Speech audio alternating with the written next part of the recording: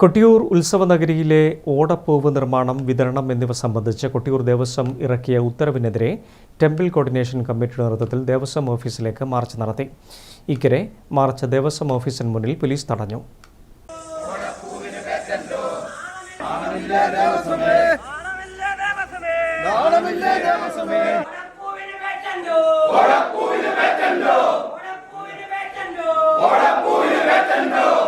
ജനവിരുദ്ധമായി നാടിനെതിരെ എടുത്ത തീരുമാനം കൊട്ടിയൂർ ദേവസ്വം പിൻവലിക്കണം. അത് നടപ്പിലാക്കരുത് എന്നാണ് CPM ആവശ്യപ്പെടുന്നത്.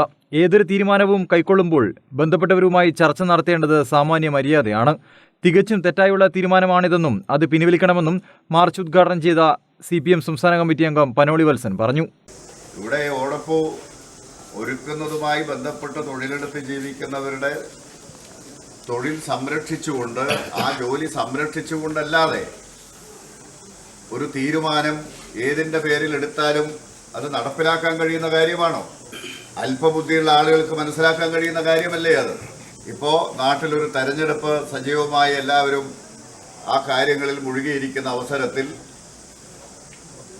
ജനവിരുദ്ധമായ, നാട്ടിനെതിരായ ഒരു തീരുമാനമാണ് ദേവസ്വം എടുത്തിട്ടുള്ളത്. സീൽസ് വർഗീസ് അധ്യക്ഷത വഹിച്ചു. CPM Peravoor area secretary CT Aneesh, Kottiyoor local secretary KN Suneendran, Joel തുടങ്ങിയവർ സംസാരിച്ചു. News desk, Kannur vision.